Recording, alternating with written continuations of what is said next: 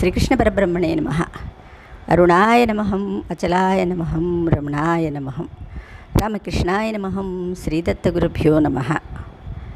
మనం రోజుకొక శ్లోకం శివానందలహరి చెప్పుకుంటున్నాం. ఈరోజు 39వ శ్లోకం. చిన్న మనవి, మీరందరూ కూడా 8వ శ్లోకాన్ని, 8 కాదు 30వ శ్లోకాన్ని ఎవరు కూడా నోట్ చేసినట్లేదు. అందులో శంకరులు పరమాత్మ యొక్క స్వరూపాన్ని వివరించారు. అది వెరీ వెరీ ఇంపార్టెంట్ అయిన శ్లోకం అన్నమాట. వస్త్రోధూత విధో సహస్రకరత. అది వినాలని నా ప్రార్థన. ఎందుకంటే మంచి మంచి శ్లోకాల్ని మనం విడిచిపెట్టకూడదు. సరే, ఈరోజు 39వ శ్లోకం. ధర్మో మే చతురంఘ్రిక సుచరితః పాపం వినాశం గతం కామక్రోధమదాదయో విగళితాః కాలాసుఖావిష్కృతః జ్ఞానానందమహౌషధి సుఫలిత కైవల్యనాదే సదా మాన్యే మానసపుండరీకనగరే రాజావతంసే స్థితే.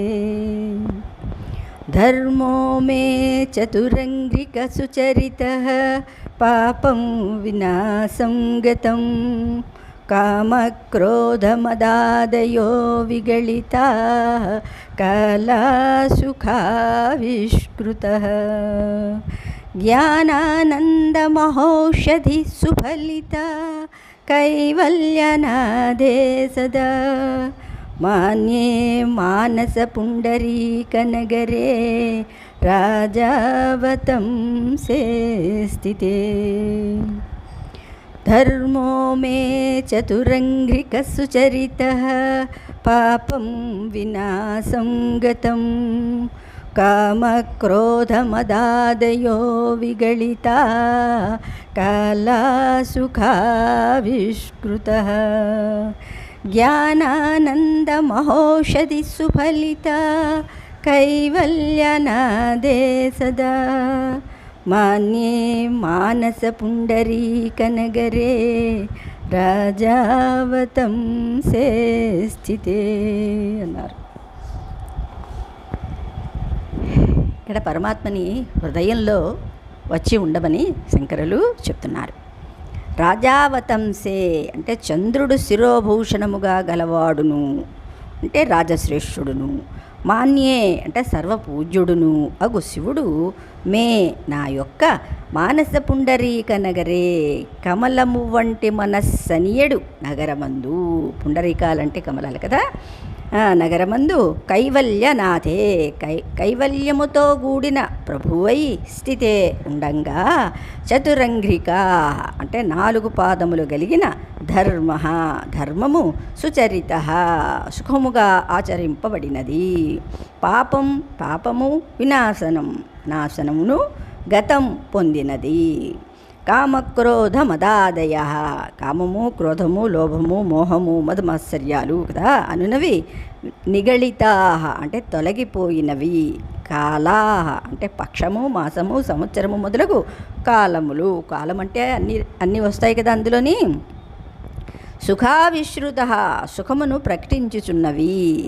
జ్ఞానానంద జ్ఞాన సాధన గ్రంథ బాహుళ్యమనియడు మహాఔషధి అన్నారు. సిద్ధి సాధనమైన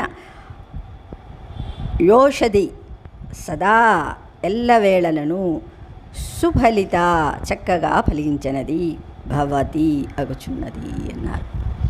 పరమాత్మ హృదయంలో ఉంటే ధర్మం ఉన్నట్టే కదా.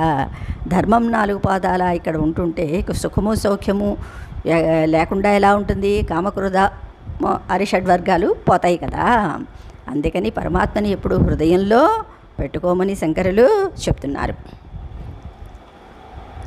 ధార్మికుడైన రాజు స్వతంత్రుడై నగరమందుండి పరిపాలించుచుండగా దోషములు పోయి భూమి ఫలవంతమై సర్వ సమృద్ధి కలిగినట్లు నా హృదయ పుండరీకమందు కావం పరమేశ్వరుడు మోక్షాదినాథుడై నివసించియుండ నాకు అరిషడ్వర్గములు తొలగిపోయి జ్ఞాన సాధనములనడి ఔషధులు ఫలించి సదా సుఖము కలిగించును అన్నారు. అంటే ఇక్కడ హృదయంలో భగవంతుడైన శివుడు ఉన్నప్పుడు మాత్రమే ఆ భక్తుని జీవితం ఆనందభరితమవుతుందిట, అవునా, రామరాజ్యంలాగా వర్ధిల్లుతుంది. ఇదే విషయం భగవద్గీత చివరి శ్లోకంలో చెప్పబడింది.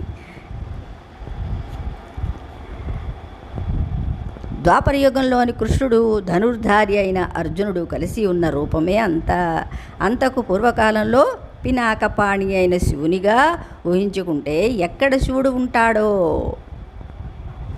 అంటే ఇక్కడ చెప్పారు కదా, ఎత్ర యోగేశ్వర కృష్ణో ఎత్ర పార్థో ధనుర్ధర తత్ర శ్రీర్విజయోభూతి ధ్రువన్నీతి మతిర్మమ అని కృష్ణయ్య మనకి వాదా చేశారు. ఎక్కడైతే చాలామంది నన్ను అడిగారు, కృష్ణార్జునుల ఫోటో ఇంట్లో పెట్టుకోవచ్చండి అని. ఒక ఆవిడైతే ఎప్పటి నుంచో వాళ్ళ ఇంట్లో ఉంటోంది, ఆ ఫోటో పెట్టుకోలేదు. ఎప్పుడైతే భగవద్గీతని నాతో విందో అప్పుడు చెప్పాను, వాళ్ళ ఫోటో పెట్టుకుంటే అంతా జయమేనండి, ఎవరు చెప్పారు మీకు ఇది వద్దని అంటే, అవి పెట్టుకుంటే ఇంట్లో కలహాలటండి అంది. ఇలా ఉంటాయి మన ఆలోచనలు అన్నమాట. అందుకని పరమాత్మను ఎప్పుడు అక్కడ పెట్టుకోవాలా ఇక్కడ పెట్టుకోవాలని సందేహించకుండా హృదయంలో పెట్టుకోండి, ఇంకా అక్కడ ఏ అశుభాలు ఉండవు కదా అనమాట.